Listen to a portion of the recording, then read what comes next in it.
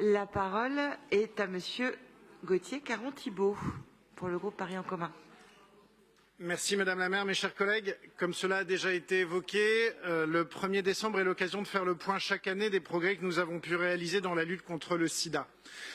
Si les progrès s'agissant de la recherche des traitements ont été notables ces dernières années, les dépistages, eux, baissent et les préjugés des Françaises et des Français sur les personnes vivant avec le VIH, leur incompréhension des modes de transmission et des réalités quotidiennes que cela représente, restent très élevés, particulièrement chez les jeunes.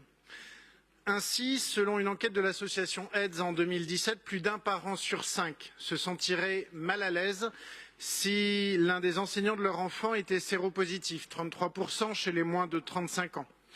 16% des répondants en activité se sentiraient mal à l'aise à l'idée d'avoir un collègue de travail séropositif, 30% chez les 18-24 ans. Enfin, 10% des répondants se disent gênés à l'idée de fréquenter le même cabinet médical qu'une personne séropositive, 15% chez les 18-24 ans.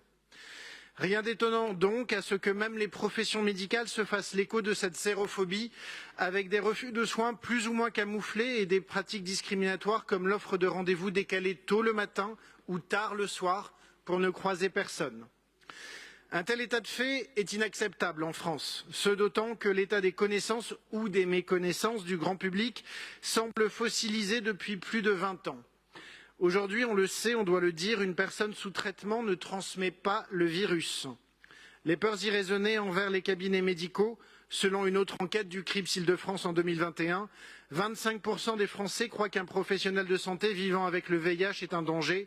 Ces peurs participent à entretenir une sérophobie qui entrave l'accès des personnes à des soins qui ne sont pas liés au VIH, en particulier tout ce qui relève de la dentisterie, avec près de 33% de refus de soins de la part des dentistes selon une enquête de 2015.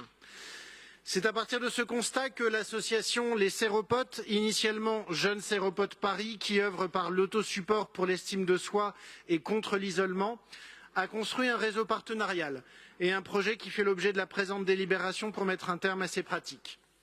Dès sa conception, ce projet s'est également attaqué à l'autre grand facteur d'exclusion des personnes vivant avec le VIH qu'est l'accès à l'assurance. Une assurance emprunteur coûte 2 fois plus cher pour une de ces dernières que pour une personne non porteuse du virus. Au final, seulement 32% des personnes vieillissant avec le VIH sont propriétaires de leur logement contre 58% de la population générale selon le rapport Morla qui date de 2014.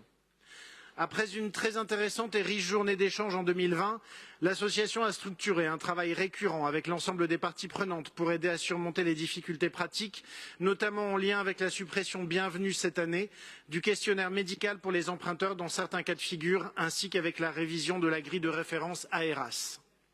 Aujourd'hui, le comité ainsi mis en place vise à s'assurer de la bonne application de ces mesures, mais également de poursuivre le dialogue pour envisager leur élargissement et la création d'un droit à l'oubli. C'est un travail fort utile que mène l'association, qui a su développer son projet associatif au fil des ans pour correspondre toujours mieux aux besoins évolutifs des personnes vivant avec le VIH.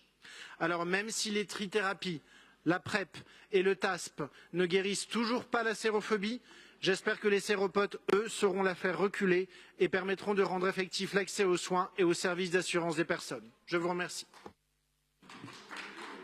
Merci beaucoup, Monsieur Caron-Thibault.